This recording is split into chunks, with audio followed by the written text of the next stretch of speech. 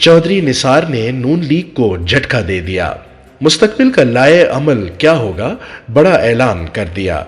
चौधरी निसार के बेटे चौधरी तैमूर की भी सियासत में एंट्री। चौधरी निसार अली खान के बेटे चौधरी तैमूर ने भी सियासत में एंट्री दे दी है। एक हफ्ते में चौधरी तैमूर ने 2 जलसों से खिताब किया। चौधरी तैमूर का एक जलसा जट्ठा हथियाल और दूसरा चक बेली खान में हुआ। मीडिया से गुफ्तगू में उनका कहना था कि वालिद की मदद करने निकला हूं। चौधरी निसार अपने दोनों हलकों से इलेक्शन लड़ेंगे।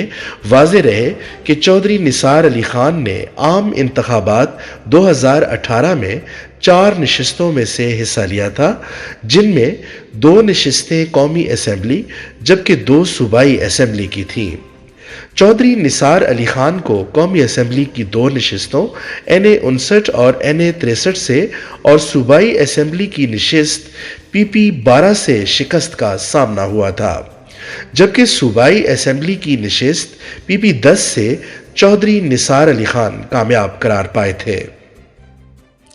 याद रहे कि साबिक वजीर दाखिला चौधरी निसार अली खान ने कुछ रोज कबल एक निजी टीवी के प्रोग्राम में गुफ्तगू करते हुए कई अहम बातें की थी।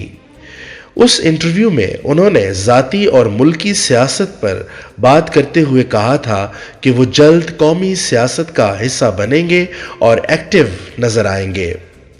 चौधरी निसार अली खान का कहना था कि मैं पाकिस्तान का वाहिद सियासतदान हूं जिसको इमरान खान ने स्टेज पर चढ़कर दावत दी।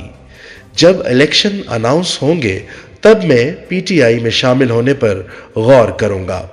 माजी में तलखी बहुत ज्यादा थी, इसलिए तहरीके इंसाफ में शमूलियत इख्तियार नहीं की। इमरान खान नेक नीयत और अच्छे लीडर हैं, मगर हुक्मरान बनने के बाद इक़दामात भी करने पड़ते हैं जो नजर नहीं आ रहे। उनका कहना था कि इमरान खान मेरे बचपन के दोस्त हैं, उन्होंने हमेशा मुझे इज्जत दी, मैंने कोई ऑप्शन बंद नहीं किया।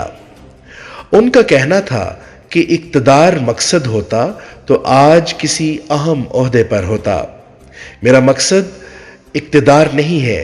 मौजूदा हुकूमत ख़त्म होगी तो किसी पार्टी में शमूलियत इख्तियार करने का सोचूंगा।